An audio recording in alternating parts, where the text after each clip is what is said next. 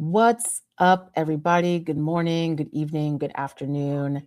As you can see, it's just me today. Charnay is out, but we all wish her luck. It is raining here in Martha's Vineyard, so we had to go to the farm early, pet some pigs. But good to see y'all. I am very, very much looking forward to our guest today for a number of reasons. One, I haven't met him before, which is a first. I love interviewing guests that I actually have not met. So I got to research him this morning and stalk him a little bit, which was dope. And I have a bunch of questions for him. And he lives in my old hometown of San Jose. So without further ado, let me intro this man. If I can bring up the window, which I'm clearly not prepared to do.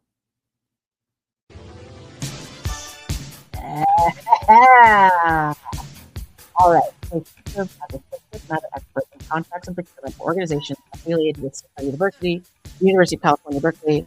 Raised in a military family, Emmanuel is the son of a retired U.S. Air Force lieutenant colonel and pastor. His upbringing, which included living in Japan and Germany and traveling to more than 30 countries, shaped his global perspective and lifelong appreciation for leadership, service, and cultural heritage.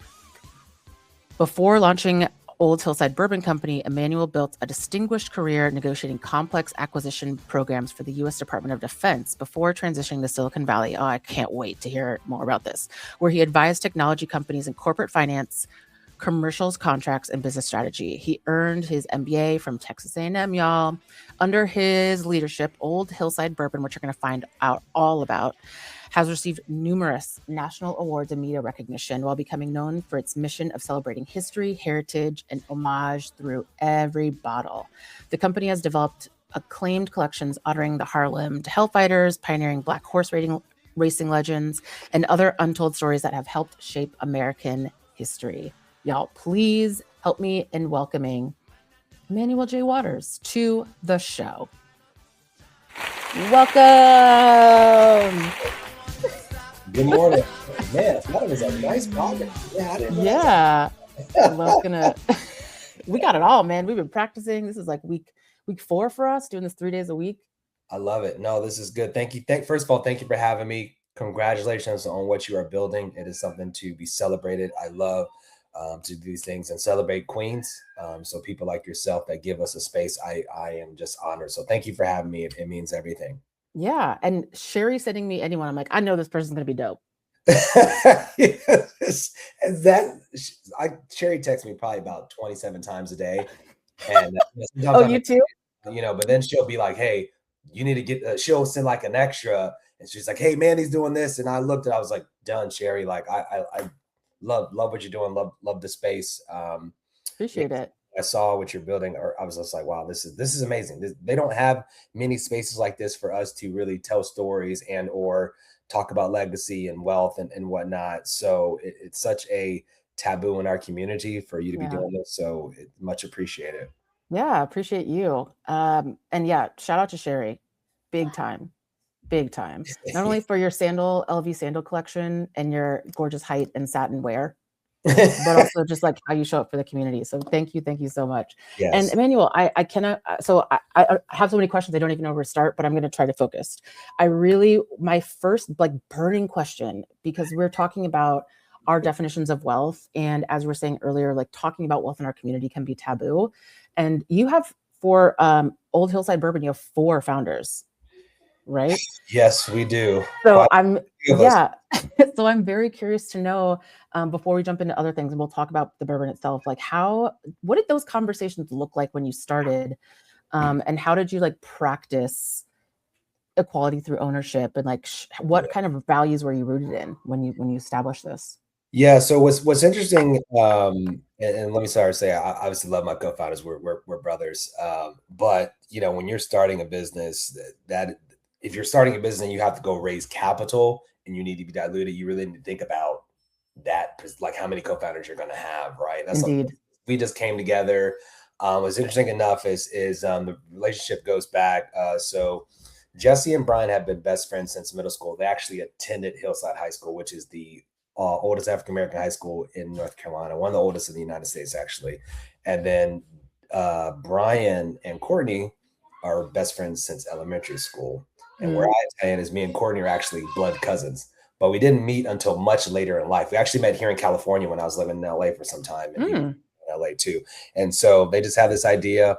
Jesse had been living in Kentucky for some time, and they were touring distilleries. And when they went to a horse race one day, they looked around and saw there was not any African Americans, and they were just like, I wonder what this was about. And then when COVID shut it down, Jesse had dream Mill and I to start a bourbon company, and he literally grabbed all of us. And when he invited me out to Kentucky, I was blown away. I could not believe, as a Southerner, from somebody who grew up down South, I was unaware of the history, of what that looked like. So the four of us just got together and we said we wanted to build something that would create generational wealth. Now, that term generational wealth, we use that very loosely nowadays, right? So I wanted to say that my inspiration was, let's build something. And the inspiration for me was obviously the horse racing, but also the legacy of Durham and Black Wall Street. For those that are familiar, there were several Black Wall Streets in America, Tulsa being the biggest one, obviously because of the destruction that happened there. There were other Black Wall Streets all over America, New Orleans, Virginia, Durham was one of them. And so the legacy of, the first Black-owned bank, the first insurance bank, I said, man, this is what it really was about. And this doesn't necessarily mean generational wealth, doesn't necessarily mean becoming billionaires overnight. That's not to me, but it's legacy. It is having something that we have our own and that we look to when a system literally is rigged. So that was inspiration. So we got together, we said, let's do something to create that. And we did it in bourbon in a very, a very, very tough market, but nevertheless, like that was kind of the conversation was, let's do some ownership. Let's create something that we could pass down. That was the goal when we got together.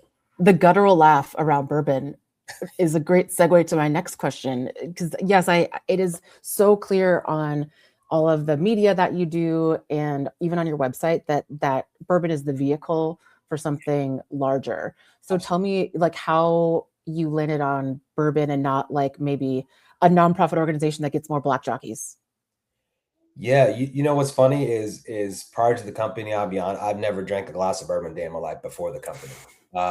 It's not. First time I drank it, this is terrible. It burns my throat. Like it's an old man drink. Why would people be drinking it? It's I'm dead. Just to be quite honest with you, and honestly, when they brought me in, I was just like, what? Why do you need me? I don't even drink bourbon. Why would you? So it was kind of like that. It was kind of like taboo, right? But what's interesting, even in the bourbon, in really every facet of America, like I didn't know that like African Americans have built the spirit space too. We are some of the first people to do the techniques in bourbon and really alcohol in general. So the idea really was with bourbon, it just came so natural because bourbon and horse racing, those are two things that you do in Kentucky. And so that was really the inspiration. It was like, okay, let's just stick with bourbon. Jesse and Brian have been doing distillery tours. They fell in love with the maturation process of creating bourbon, where you can manipulate the taste. You can get so many things out of one barrel. It was so complex. Bourbon is very complex. And so that was like the inspiration. I said, okay. So once they took me on a distillery tour, they were telling me, do this and do that. I didn't know, do you taste caramel? And I said, no, man, I just taste burn. Like I don't taste, anything special. But as I got into it, bourbon is something that it's aged to perfection and you can't rush it. And literally that encompasses our journey, because when you're building something, you can't rush it. You can, pop overnight per se, but at the end of the day, it's something to be said about taking the stairs versus taking the elevator. And I think like in our society, we have like kind of over glamorized like social media in the sense of like, oh, tomorrow you're going to build and you're going to get to like, it doesn't work like that. Like it's brick by brick, layer by layer, step by step. And that's what bourbon is. It's aging it to perfection. Every year that a bourbon barrel every year that it ages, gets better in taste. It gets sweeter, it gets finer, it gets refined. And so they say. So yeah, so they say. I mean, you have to build a palate for it, right? I now have a palate for it, but it takes some time. So yeah, it was just kind of they were doing distillery tours, and that just became love. And then they invited me to one, and I said, wow, this is really cool, right? But I would say for me, what really drove me was the bourbon was one thing, but it really was the storytelling aspect. I thought the idea of being able to use a vehicle like bourbon to celebrate history, heritage, homage of unsung heroes, and not just Black history, these stories that we are telling, it's American history. It's not just Black history, but but if we don't tell our history, who will? But these are American stories that we're telling. These are, whether they built the Kentucky Derby, the first Black women, the first Harlem Hellfighters, like we're doing it all. And then in that time, they told us, honestly, you probably don't want to go down this rabbit hole because you're going to pigeonhole yourself. Right. And I was like, Really? In yeah. what way? They didn't want us to be what they would call a Black brand. Right. You had other brands that had to kind of come out before us, and they didn't want bourbon is not, I mean, African Americans are not, just in general, not bourbon drinkers. We are more of a cognac or brandy type of crowd, just African Americans as a whole, United States. Right. Blacks are new to the bourbon space. We're more sweet. Right. So they were like, don't do that. You're going to, just, it's not going to work. Investors aren't going to like it. Eventually, the DEI conversation is going to change. This is about 5 years ago, which it has pivoted. But we doubled down on it, end of the day. Like, if you don't want to hear our stories, then don't buy a bottle. That's the way I'm looking at it. Yeah. And there's like so many other like spirits brands. Absolutely. And Absolutely. you could have made gin, which you can, I think create in a day and sell the following day for vodka, the most part. Then gin, vodka, they're all created, I personally know, first of all, now after doing it, I don't like gin. I got some friends that got gin brands, but I gotta like what I'm selling. So I love bourbon. Yeah, but there are, alcohol is a $140 billion category just in the United States, right? It's a massive category. Bourbon and tequila lead into the charge. So bourbon's around like 9 billion and tequila's around 10 billion. So it's a lot of space, right?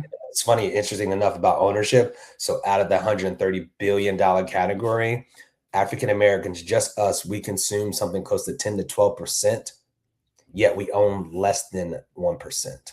So again, we're fighting the same battle that I was fighting when I was in tech or when I was in government, is that it doesn't reflect ownership, right? There's systemic things going on here. And so we wanted to come and attempt to challenge an industry that's pretty much been forgotten about. Yeah.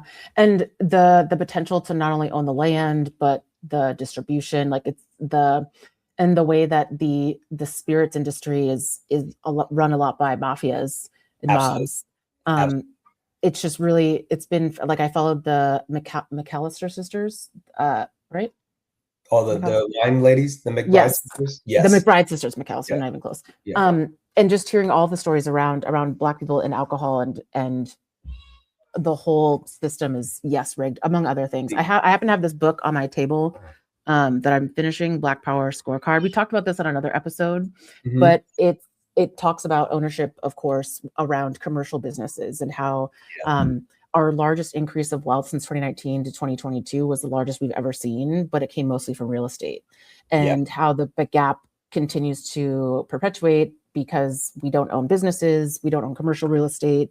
And so, I want to hear from you, like what that process was like and what those conversations were like with the four of you around, hey, this is a really our opportunity here. Let's think about it. Yeah. And so I want to touch on one thing that you mentioned, like the distribution piece of it, because it is just an alcohol. It's a 3-tier system, right? So I can't just go and sell my bourbon to, like, we just got into Total Wine or Whole Foods, right? I can't just go personally. Yeah. Thank you. I can't just go sell my bourbon to Whole Foods. I have to go to my wholesaler, then wholesaler to distributor then sells it to, but when you have literally 2 major companies in the world that hold about 95% of the market, you think they're checking for brands like myself that are small, like literally we're blips on the radar. So we're constantly fighting every day.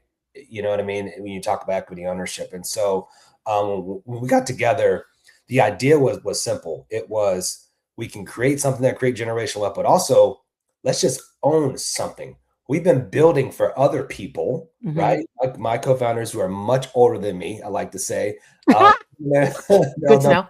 Yeah, they're much older than me, even though I look older than them with the stress they give me. But they've been building something for somebody else for 25, 30 years. Why not put that same energy to do something for yourself? I'm not saying, we're gonna build we never set out to say, oh, Hillside was gonna be a $5 billion company. That was never our goal. But we can honestly say that we own something. And like to your point, the wealth gap is just, like you said, was real estate. Like Why not? Why not? Let's go get a building. Why not? Let's go Mm-hmm. grab a distillery. Why not grab a tasting room? Like real estate always appreciates. You know what I mean? Like let's have those conversations. This can be literally not just a bourbon company. We can think of ourselves as a conglomerate that just has a bourbon as an arm to tell the stories, and that's how we've always envisioned ourselves. So Mm, looking at our bourbon, you look at a lot of the, like I know for sure we're acquiring intellectual property right. by the stories that we're telling, right? And we want somebody to say, hey, look, when you open the hood, like we own bourbon, but we also have stories, and that's going to create literally, TM. yeah. TM. Copyright. Oh yeah, TM. oh yeah. TMR, like every time. Yeah, absolutely, absolutely, and that's the way you're going to do it. That's Mm-hmm. the only way you're going to do it and try to get ahead. And it hasn't been easy. I don't want to give you any illusions that it's been easy. It's been the hardest fight personally of my life. I'm the only one full time on the business. My guys are finishing the last 30 years. Like I left corporate America here in Silicon Valley to do this full time because I believe in it. And look, I was doing quite well. I was working at Stanford. Like that's a really great a great job, a great career. And then I was just Yeah. like, I'm just like, you're getting bonuses, you're doing well. And I was just like, but you really, when you think about it, like as for as much money as you make in corporate America, and I have no qualms with corporate America. I enjoy my time. I miss it on the 1st and the 15th. Let me be very clear. Listen. Like it gives you that security blanket, right? Like Right. I get that part of it. But at the end of the day, real ownership is owning something. I don't own any of the programs I was on. Right. There's nothing like the stuff that I was creating for them and the contracts I was working on, the strategic, that's all coming out of my brain is given to them and they're running off with it. And during COVID, when I worked at a biotech company, we made the storage freezers for the vaccines. I was getting bonuses left and right, but I'm like, you're getting pennies compared to what they're doing, right? So you don't own anything, right? And so that's why for me, I was just like, I'm going to do it. What is the worst that could happen? When you talk about legacy and ownership, I think like in our community, we really don't deal with risk very well, rightfully so. Preach. Given the history behind what we've been through as a people, right? But my parents, like my grandparents, it was just always like get a job, you stay on that job 35 years, get your pension, and you go on about your business. Well, those days have changed. They don't even have pensions anymore. Now, No. 401k, I could take my 401k with me. So what's the risk? You have more upside than I don't want to look back and say what coulda, shoulda, woulda, right? Like if it fails, it fails. And it's okay to fail. It's a learning opportunity, right? So Can when I always go looked back. at it, I said, hey, literally, I told my what's the worst that can happen? The worst that can happen is we can't pay our mortgage and say, no, that is the worst case scenario. All right, let's work backwards from there. Mm-hmm. And that's all it's saying. I think we need to take we should take more opportunities, look at the risk ahead. I think Amen. we need to be more comfortable with risk. I know it's scary. I'm saying that as I'm going through this. I'm now like 4.5 years in, but it is very scary to leave something where that pays you twice a month. And live in Silicon Valley where the average house is like 1.2 and the taxes are high. I get it, but is it just 1.2? That seems low. Okay, it's a little bit more than that, but what I'm saying, and Joe, like I'm giving you examples because for your viewers, like the day that I left corporate America, literally I have my house here in Silicon Valley. I have a couple properties in Georgia. Like I'm leaving everything. Like the risk is very high.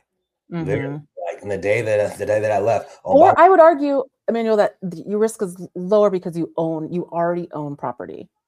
That's a good point. Leverageable. That's good. Whereas unsecured debt that people take on, like credit cards, is very different.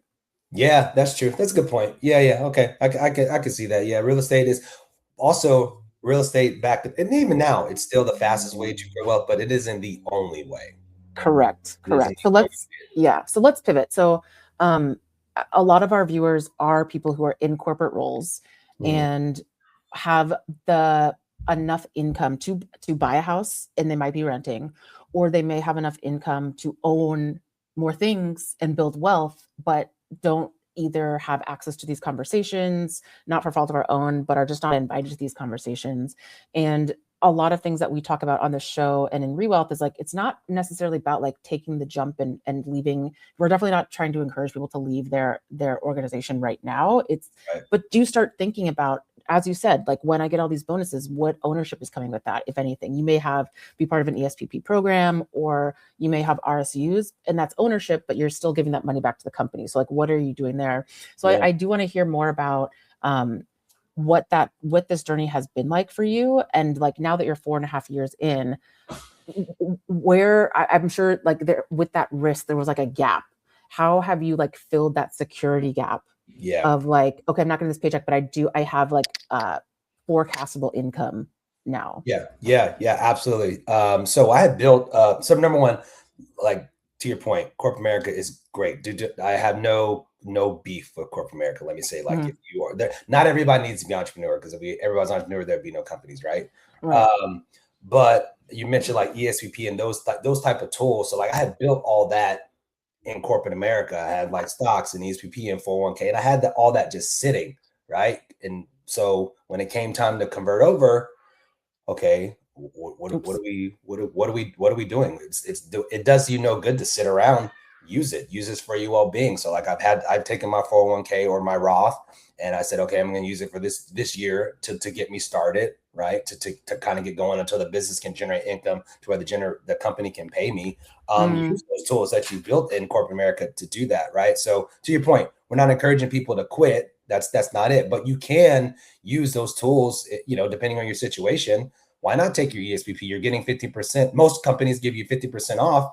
Use that, cash it in. You could be using your business to build on the side, right? There are different ways. Why not? To your point, may not necessarily run out and go get a piece of property in Silicon Valley because it's really expensive, but there are other parts of the country that doesn't live how we live that you could, maybe North Carolina or Ohio. Because once you take real estate or you get land, especially land, they're not building any more of it. Right? There's once you get it, you know what I mean? Like, and if nothing else, when you get something, you're getting a tax write-off for it. Like, I think that's the part we don't talk about enough, is we just weren't educated on a lot of these tools that they have now. One of the biggest ones that I can, and I'm not certified or anything like that, do your research, but like whole life insurance was a tool that I Listen. wasn't aware of until my dad brought it home, probably back in like 2015. And when he told me about it, I thought it was a scam, Mandy. I was like, Yep. oh, Dad, you're going to go to prison. This is too good to be true. But it's a tax-free tool. It's a wealth tool. And Literally. even the Rockefellers have been doing this since. That's how they built their wealth, is they put their life insurance in a trust, and they've been I'm like, we're not even talking about this. Like, yeah, so I've used life insurance. I have multiple policies now that I can use. My daughters have policies. They're 5 and 3. Like, these are tools. So nowadays is like, I feel like there's too much information out there not to be educated on it, because we just have, in the touch of a button, you could have information to your phone. So research. Yeah, we don't. Yeah, I get it. We don't get invited into those rooms a lot. I get it. Yeah. I had to learn the hard way. My dad just happened to have a mentor, and he brought it home to him, and he shared. And so, for me personally, I always encourage people, if I know something, I'm going to tell the next person. And, Yeah. I want to give you the tools that I have, and you can do your own research, but I'm telling you what has worked for me. Now, not what's necessarily work for me won't work for you, but at least I can give you the information and give you access to the information. Yeah. I was literally like yesterday years old when I learned about these types of life insurance policies. Like, how, what? It was from a white friend, a white ally mentor, Yep. co-conspirator. He's like, Yep. Mandy, you got to get on this, get onto it with your parents. Like, Yep. this isn't the kind of thing where you're like planning to murder your partner. This is not that kind of life insurance. But you've been bringing up such good points. I wish we had more time. Because I know I have more questions than we have time for. And I also just lost my train of thought. But we were talking, I want to talk about the actual stories that you're telling with the bourbon. Sure. Because not only do you give homage to Black jockeys, who were the first jockeys, BT Dubs folks, Yeah. but also, horse racing, and I want to talk about gambling as well. But tell us a little bit more about those stories that you're hoping to tell and the importance of them. Yeah. So every year, we pretty much They are 5 and 3. Yeah, they are. Oh my goodness, right now. So every year we come out with a story. We try to anyway, a story, unsung hero, and it started literally from the Black jockey. So when we're in Kentucky, people don't know that African Americans built the sport of horse racing. Every Kentucky Derby that you have seen, the first 13 of the first 15 riders in the first Kentucky Derby were actually Black men. Mm-hmm. And so for 1875 to 1903, the men that we celebrate in our bottle literally built that entire sport. The term bet on black did not stem from Vegas. It stemmed from bet on these black jockeys because they were making so much money. It was not, it just made sense to bet on them. And Mm-hmm. so that was really the first inspiration. I thought, wow, like what an amazing story. And then between that and then Hillside High School, that was the first bottle we did. We're like, okay, this makes sense. Let's kind of keep doing it. We kind of doubt Mm. and we won an award. And I said, okay, this is kind of It's cool. working. It's working, right? Let's keep doing it. And then from there, we did the women, and I want to say our women, which is called our trifecta. Um, we tell amazing stories, but to me, this story was just amazing because I always say that black stories are always buried beneath the surface, but black women are buried 6 feet beneath that. So in Mm-hmm. addition to for as racist as America has been and has always created, it's even more sexist to say the least. Mm-hmm. So Yeah. you're a woman, and so when we told the story of the trifecta, it was something powerful. And I just want to give you a snippet tonight. So I found an article about three black women and Eliza Carpenter, Sylvia Bishop, and Sharon White. And I went down a rabbit hole trying to find if there were any ancestors around, just because it was so important. Everything that we do, we generally try to connect with descendants if we can. And it's Mm. I want to say that, for our brand personally, it's not about stealing any imagery and then slapping something on and trying to make some dollars, because that's just not how it works. And if you know anything about our industry, you would know that we barely make any money off some of these projects that we're doing. It's Mm-hmm. Mm-hmm. about celebrating. And so I literally spent like almost like 14 months trying to find anybody. Research. I couldn't find anything. Um, Mm. Finally found some descendants of Sylvia Bishop and Cheryl White, and we got the project together. And I said, look, it's really important that we honor you guys. I invited them out to California. Now I want to start by saying that we are a company that we are not $1 million company yet. Mm-hmm. We're very small. There are But you got those airline points, okay? I like super A-list on, like, I got points, Chase Sapphire. Like, we're one of those companies. Like, we are bootstrapping. We Yep. have been bootstrapping. And I decided, well, you know what? It's important for us to do this together. So I'm going to fly all of the families out. I'm going to pay for the hotel. Didn't know how we are going to do it. Also, during that time, this is 2023, 2024. Several big tech companies said they were going to help sponsor. And then, somebody got into office and changed the landscape. Sure. Now DI is not a thing. So all of our sponsors pulled out with the exception of US Bank, who I want to give US Bank. Yep. Shout out to US Bank. And so now I got literally fitting like a $45,000 bill. Get all this family. We don't even literally, and then the wildfires in LA happened the week, but like it is just going down. I was like, we have to keep moving forward. And so the ancestors, what's interesting is that they knew about each other in the early 40s and 50s, but they had never met. Wow. Never had met. They met for the first time at our event. So I said, guys, this is bigger than bourbon. We are literally creating history. And when Sylvia Bishop's daughter, Miss Laverne, got up and spoke, she literally said, my mother never received her flowers on earth, but tonight you are giving them to us. Manny, I get chills just thinking about it. Yeah. There was not a dry eye in the building. I said, wow. God, this is bigger than, this is we're doing something that no other brand in our industry is doing. Number one, we're literally creating history. Like, we need to be celebrating this. So for me, that point on, I was like, I'm sold. Yeah. Whatever we have to do, this is our mantra. We're going to officially be the storytelling bourbon. And from that day forward, I was like that night, if there were any doubts for me, which there wasn't at that point, but if there was any doubt, that night did it for me. Like, okay, guys, we are on to something. It doesn't matter.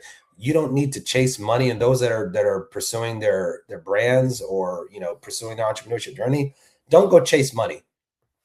Chase substance. Substance, money will come because money follows substance. Chase purpose. The funds will come eventually. I'm saying that. I'm like, I have to keep telling myself that every day, right? Because I'm asking myself, why haven't we gotten $1 million check yet? I don't understand. Like, if people knew what we were doing, but it doesn't matter. You keep pursuing purpose, you keep pursuing passion, eventually it's going to come. And so I've been on this journey of like, hey man, I'm a storyteller. I don't love the alcohol industry. It's antiquated, it's old. It drives me nuts, but I love storytelling.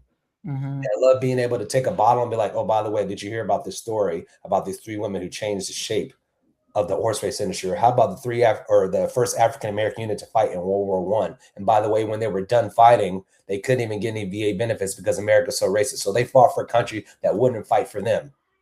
Yep. Yep. And I can do that by picking up a bottle.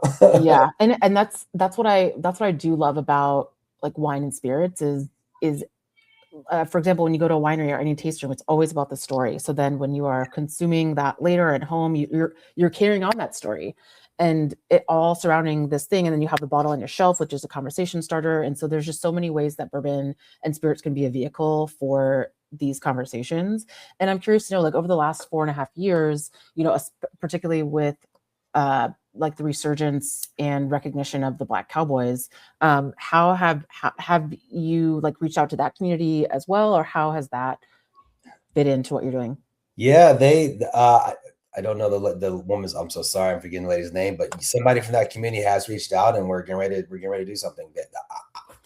So that's another. I'm learning as I go. Like, wow, the term cowboy was supposed to be something that was derogatory, and then we cool because we are the creators of everything.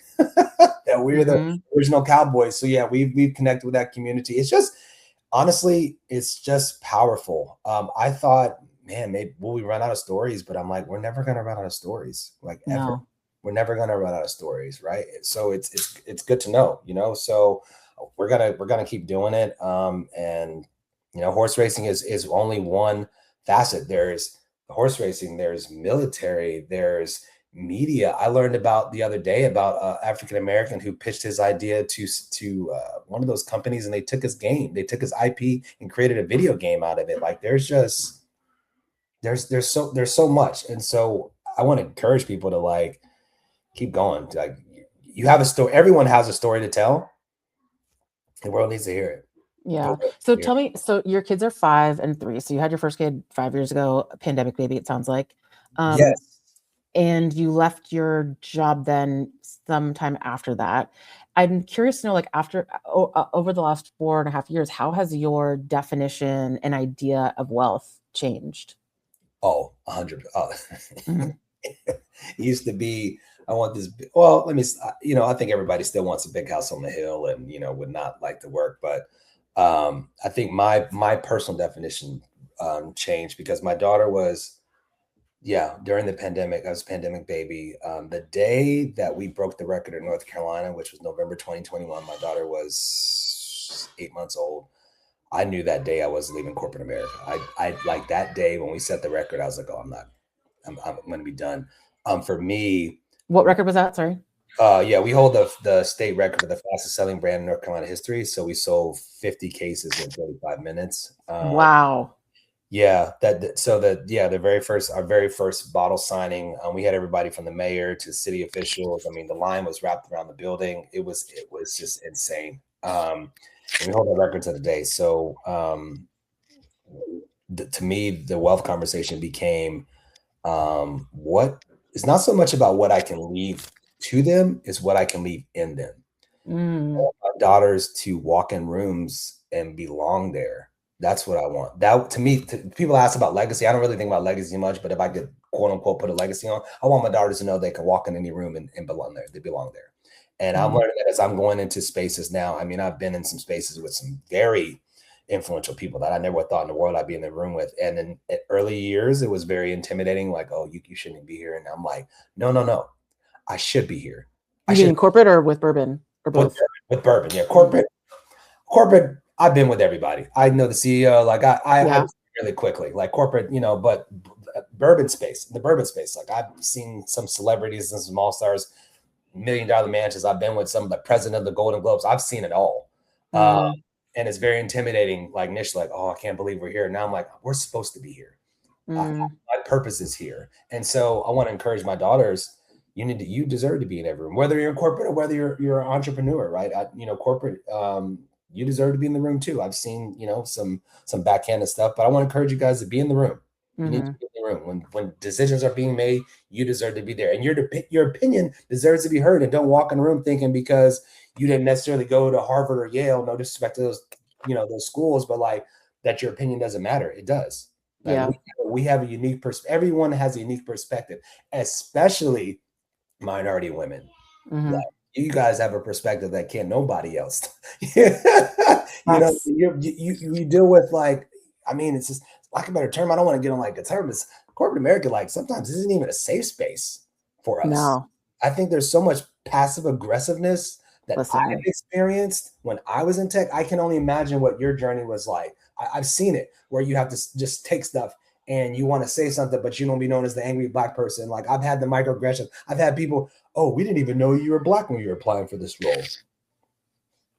Like who, like, would you ever say that to something? You just have to sit there and ignore it or ha ha ha, or kind of laugh it off. Like, or you numb yourself so much that you don't even realize it's happening until afterwards. Then you get more upset for not recognizing that it was happening at the time, which is what I experienced. And so I'm having transitioned from corporate to this space. Another thing that we talk about a lot is our unique value coming from corporate for lifelong founders or entrepreneurs.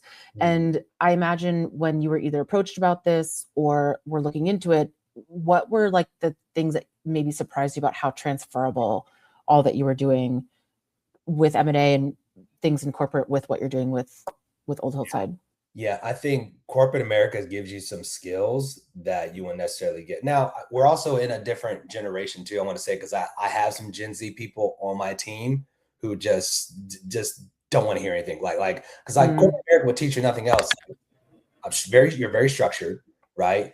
If your boss gives you a deadline, you do the deadline, you set smart goals, like all that stuff to me is valuable. Answering emails within 1 to 2 business days. I had somebody on my team that just never answered me. I'm like, hey man, like but I had to like at least put up an auto reply, These are things, but I mean, look, these are things that if you never experienced corporate culture, you would never have to deal with, right? So I had to take a step back and be like, wow, like management structure, that type of stuff, that stuff that I dealt with in corporate that necessarily my Gen Z folk on my team didn't have to deal with, right? They went out of college, they just figured they can go on social media and do the things. So whether it's M&A, finance, I hated corporate finance. Like, man, I hated it. I spent 6 years in it, yet I'm doing it now. I'm doing EBITDA. I'm learning my books. Your finance, for those that are trying to talk about business and you want to own something, you better know your finances. Yeah, it was a hard lesson for me too. That is the oxygen of your business. You need to know what's going in, what's going out, what's the profit margin. I'm not saying you have to go and be a CFO, but you need to take a basic course to know how to do that. These are all things I learned in corporate America that were for sure transferable. It's not to say that you can't gain those skills by not going to corporate America, but for me personally, they have been very helpful. Like I know how to read contracts because I did it in corporate America and government. Like I don't need an attorney for anything. I could do everything myself, right? So skills that save a lot of money. Yeah. So what other things surprised you? Like, oh, this is something that we should be thinking about as entrepreneurs that maybe we haven't thought about. Or tell me about some of your advisors and like what makes them uniquely positioned to be supportive for y'all. Yeah. So one thing what I would say is that advisors are great. You always want to have advisors or mentors. I think, that's great. You also, whatever space that you're in, it's important that you have an advisor that's been in that space. So I have a lot of advisors when we're starting out that were, I had a legal person, I had a finance person, I had a CEO. I've had my advisors. We didn't have any advisors in alcohol. Number one, for starters, we wanted somebody that looked like us. It's dang near impossible in this space. But two, give us the ins and outs. Why do you distribute the way you distribute? What's the price point? Nobody could teach us this stuff. We learned it on the fly, right? So having an advisor that whatever field you're trying to be in, if you're trying to build that business, seek an advisor like that has been in this space. And then if they're truly an advisor, I want to make sure that you're not don't go out and give up all this equity on your cap table to get them. Listen, yeah, tell me more about that, because I talk to so many founders who want to raise VC capital, and I'm often like, let's not first. Let's get to profitability. Yeah, number one, VCs are all about fast turn. They want their money and they want it back as quick as possible. I think of them as like an accelerator. They're just boom, boom, boom, 18 months. If you're not giving them a return with 18, 24 months, they're coming to get you and they're taking everybody off the cap table.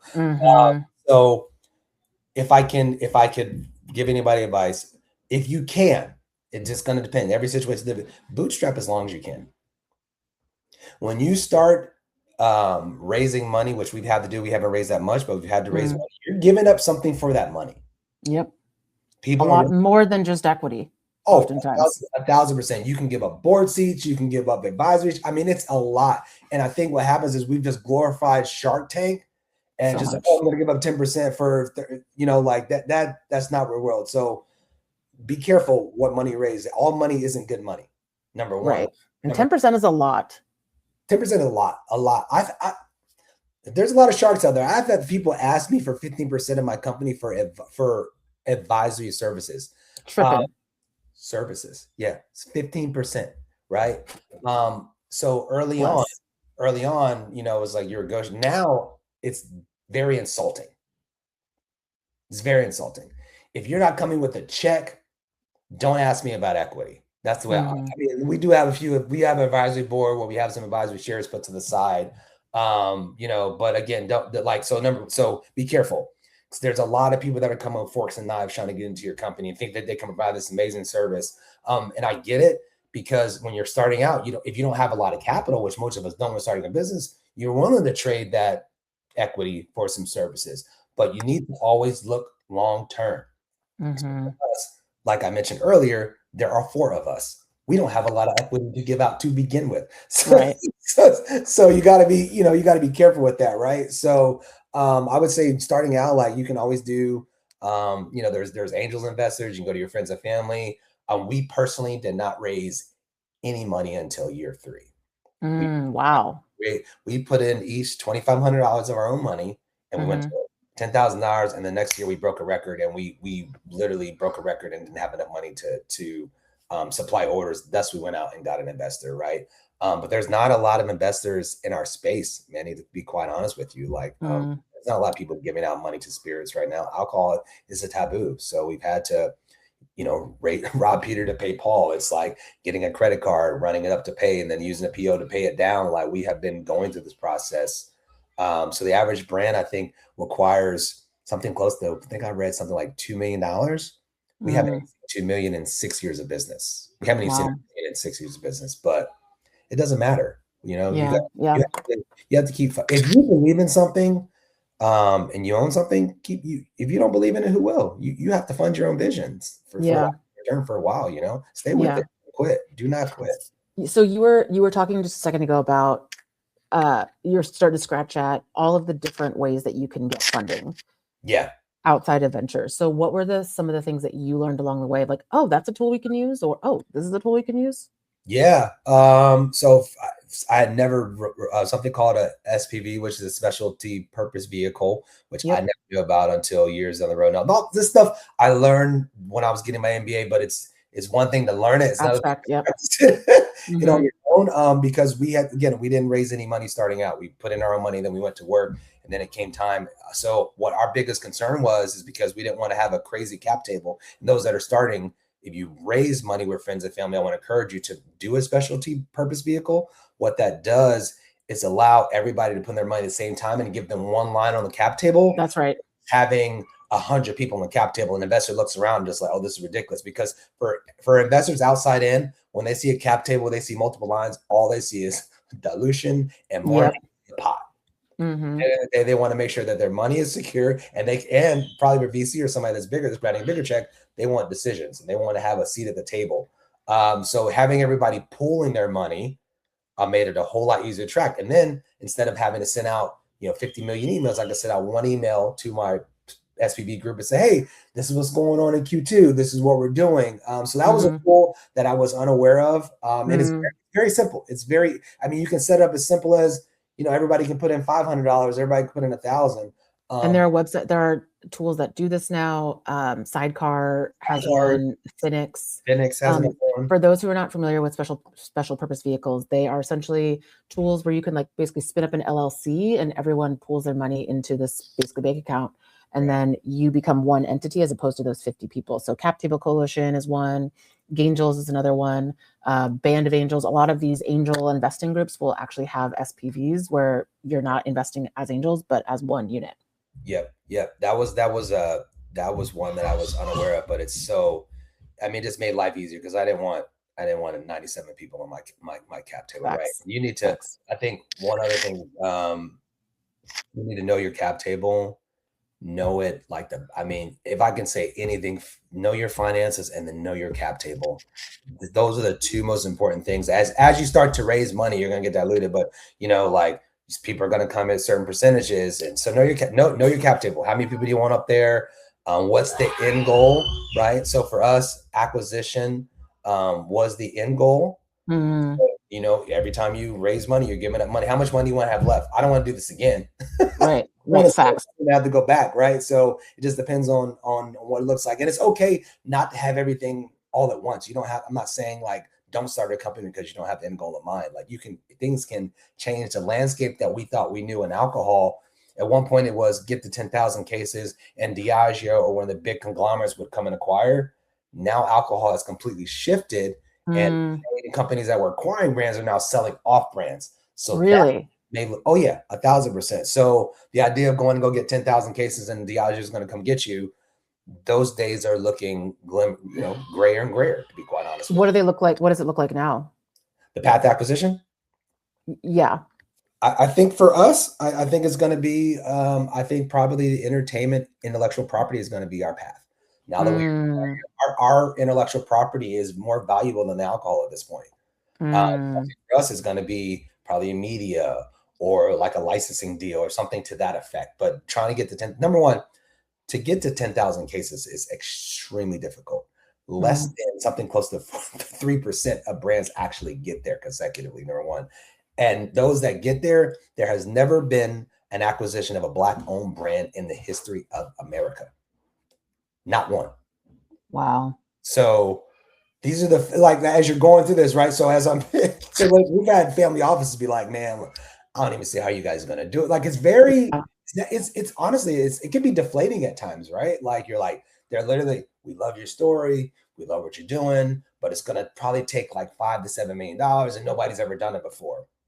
Okay. Well, then you're just not the investor for us. Like, it's not personal. Learn to that. It's not personal, right? But you have to keep fighting. And then so that's why we said, okay, alcohol looks different now, but what you can't take away is the fact that African-American content and African-American intellectual property, it sells left and right. And if you don't believe me, I got several streaming studios right now calling me about the stuff we're selling on the bottle. That lets me know there's some value there. Yeah.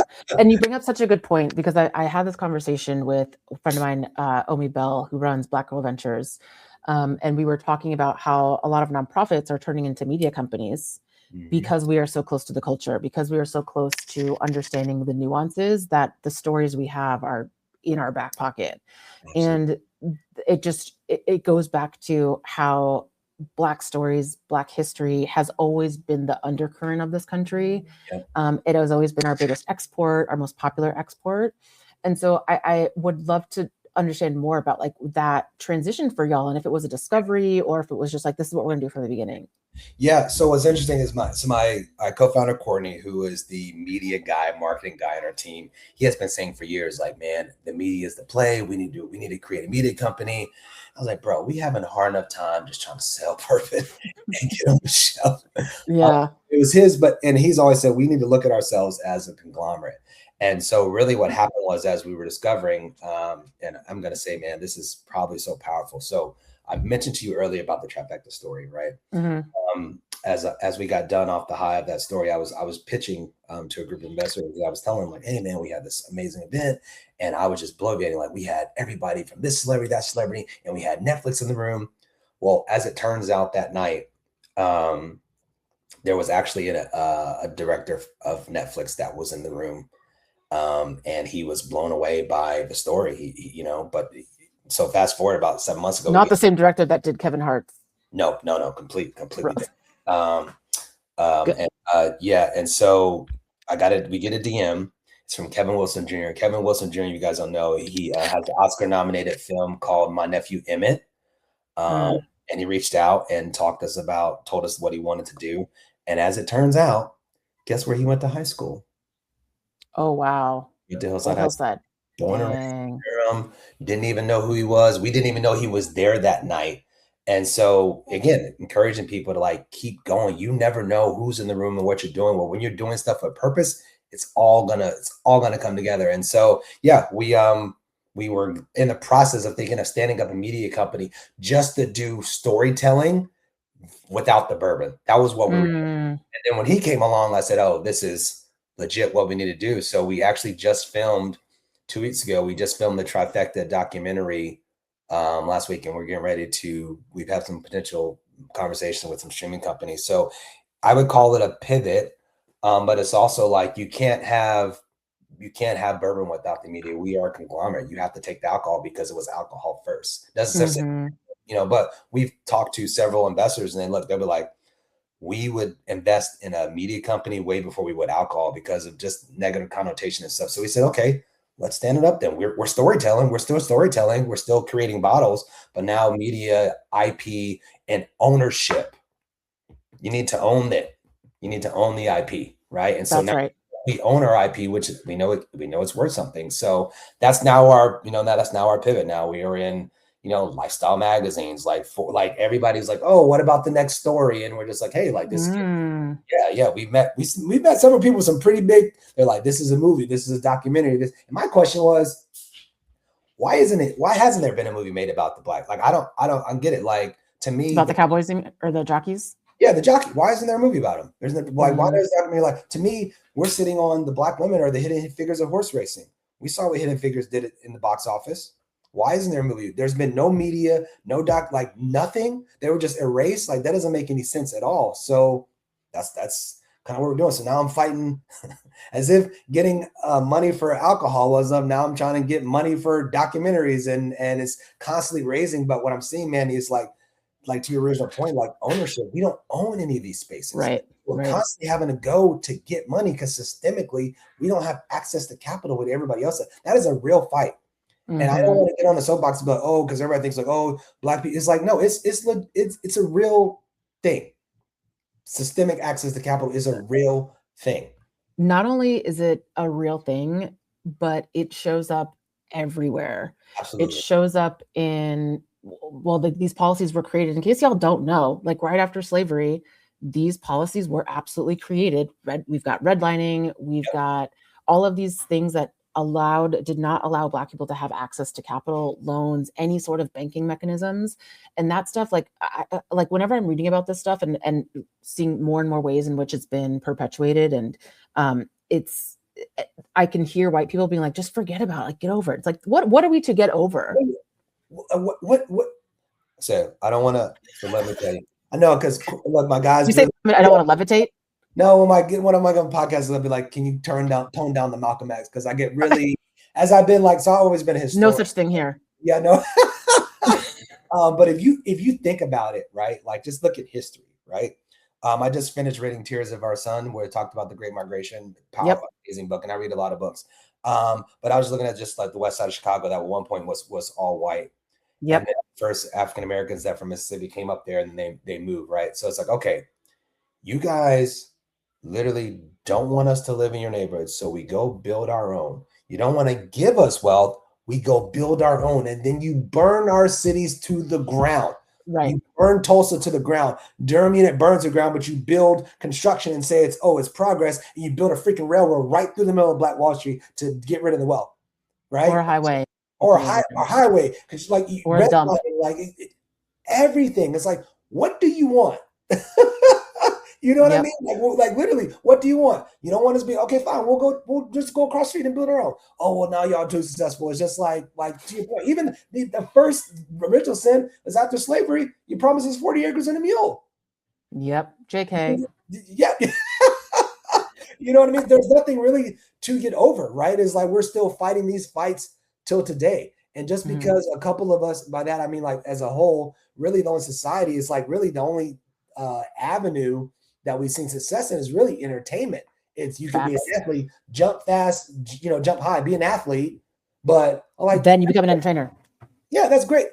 I love NBA. That's great. But we need just as many doctors. Like we need just as many lawyers. Like, you know what I mean? That's wealth, right? It just doesn't Mhm. have to be, you got to go be 7 foot tall and dunk a basketball. Like, Yeah. I mean, so yeah, it doesn't make any sense. And so every time I'm just like, I've learned to like literally as I'm going through it, I'm like, some days I'm just like, some days it is like, I wonder if I was like a white guy. And I started like, I know for a fact that there have been companies that started the same time as mine, and they just because they knew somebody because of the network that they had and their friends and family circle, $2 million, Yep. and they started and they're off to the races, right? Like, Mhm. what I mean, like it's like, man, like we have to be proven. My bourbon has like double gold and it has to be considered good. Like people, oh wow, this is actually good. I'm like, I'm a real company. Like we're, As opposed to yeah, yeah, yeah. not good? Yeah. It's continuous, but also I think if we quit or if we give up, it'll never happen, right? And I think we Right. saw a glimpse of that during the pandemic, which I personally believe I was just like, I knew this was going to fade away. Other companies were all this equity, and what did they really do? They shine a light on something that has been around that we've been dealing with for hundreds of years. And then as soon as Trump came back around, it was okay. Let's go on and forget about it, right? So it really wasn't a priority, right? So Mhm. I mean, so you can save your little fake tweets and your fake little hashtags and let the rest of us come down here and do the work, right? And that's why Yeah. spaces like this that you're building, they're important, right? Yeah. Everything else is like nothing else. Like I feel like vindicated. I feel like a therapy session. Like I had to get this off my chest. I'm here for it. I'm so here for it. This can be the space. We are remembering and we're reclaiming right now. Hence Yeah. the re well. I am so bummed that our time is up already. I I have so many questions. So our audience is all over the board in terms of age and in terms because we're not a monolith in terms of age, in terms of industry, mhm. and ownership is of course a huge conversation. And while bourbon can be considered one of like the sexy industries, it's really not that sexy because we already talked about all the nuances that are within the alcohol industry. Sexy. And so what is how can people follow you and learn more about what you're doing and get involved with the projects that you're working on? What kind of resources would you do you need from our community? What resource don't I need? No, the way I think of it is like this. To me, the most powerful resource people can do is word of mouth. Mm, Please, you obviously can find us at Old Hillside Bourbon Co. social media, and then just me personally, it's Manuel Waters, CEO, like social media. But I want everybody. This is what I tell people, and I know my investors probably get upset about this. They do. For me, if you never buy if you never buy bourbon or buy alcohol, that's okay. If you have to research any story that we've ever had to tell, then I would have done my job. mm, People. And so my research is just let people know that we're here. Obviously, if you drink alcohol, for sure, go buy a bottle and support. But I want to keep educating people, right? And let me start, and also let me say this: there's so much money out here listen. that we don't know about. And so if there's any opportunity, look, we're in the middle of fundraising round two, but I can tell you this: I've turned down a 7-figure check Mm, because I don't want that person on my cap. I'm okay with I want the right money. You're I not know gonna. who it was too. It's one of three people. I know exactly who it is. I'm not interested in we're gonna do it our way. If you want to tell me that we're not gonna tell the stories that we're gonna tell, I don't want your money. Now it was a tough. Trust me when I said, "Oh man, we need that money like today, yesterday." But in the day, I can't change what we're doing, and our purpose is too important. And too many people are there's too many ancestors and descendants that are counting on us and on our shoulders to not, you know what I mean? And with that said, let me throw this caveat out here because I know you got a monologue of people. We mentioned the raising money. I think sometimes also in our community, we get so stuck in, speaking of ownership, I still would rather be a 50% owner of something versus 100% owner of nothing. So don't get so caught up in, oh, I don't want to give up X amount of equity. It's really all comes down to how much control you have on the cap table and who has the voting shares or the ownership shares. So let me throw that out there too, because I want to caveat that with saying, like, I'm okay tomorrow with giving up 49% of my company for X amount of dollars as long as I have 51% of the vote when it comes to controlling the company, right? And so I'm okay with that. So there's VC watching this. Come on with your $20 million check. I'm just not giving up control. But just just again, share.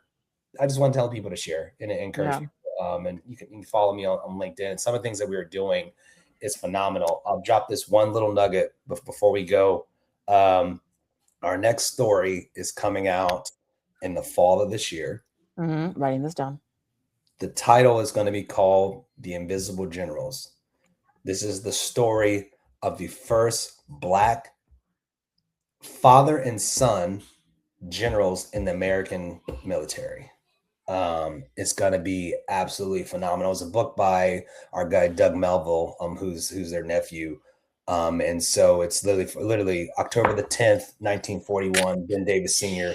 became the first Black general in the military in American history. And then his son was the first cadet to graduate from West Point in, I think, like 95 years. And he was the first Black general in the Air Force. And both of them were responsible for building the Tuskegee Airmen.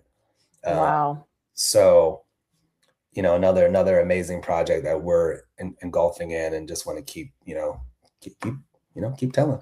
Yeah, I can't wait to see more.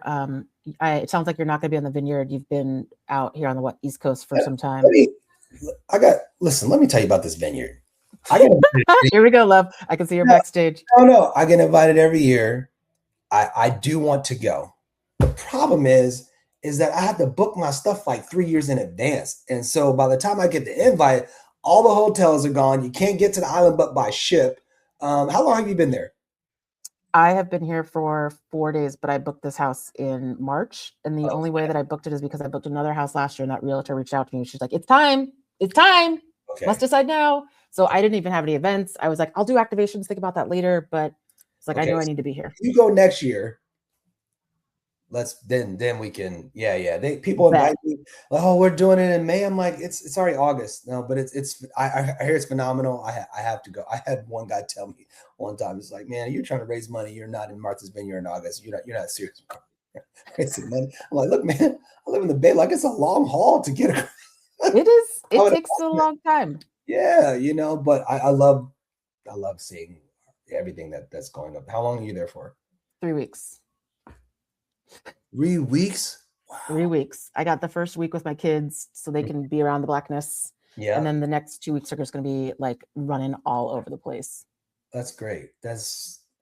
Wow. That is 3 weeks. Okay, that's legit. I was gonna say, man, 5 days, but 3 weeks, man. I have to.